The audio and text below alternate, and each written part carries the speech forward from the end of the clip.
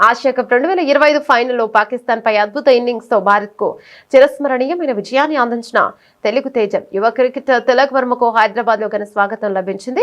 Asia cup లో 9వ భారత్ ను విజేతగా నిలిపిన అనంతరం సోమవారం తన సొంత నగరానికి చేరుకున్న తిలక్ వర్మకు శంషాబాద్ విమానాశ్రయంలో అభిమానులు క్రీడా శాఖ అధికారులకు నీరాజనాలు పలికారు.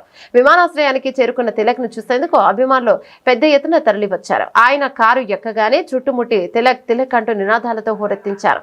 అభిమానుల ఉత్సాహానికి స్పందించిన తిలక్ కారు సన్ రూఫ్ నుంచి బయటకొచ్చి వారికి అభివాదం చేశాడు. ఈ సందర్భంగా తెలంగాణ క్రీడా ప్రాధికార సంస్థ chairman Sivasena Reddy, managing director Soni Baladevi Tilak వర్మను శాల్వాతో సత్కరించి అభినందనలు తెలిపారు. ఈ టోర్నీలో ముఖ్యంగా ఫైనల్లో పాక్ ఆటగాళ్ల నుంచి ఎదురైన స్లెడ్జింగ్ గురించి తిలక్ ఆసక్తికర విషయాలను పంచుకున్నాడు. తాను క్రీజుల్లోకి వచ్చినప్పుడు పాకిస్తాన్ ఆటగాళ్లు చాలా మాటలు అన్నారని, వారిని మాటలతో కాకుండా తన బ్యాట్ తోనే సమాధానం చెప్పాలని నిర్ణయించుకున్నానని తెలిపాడు.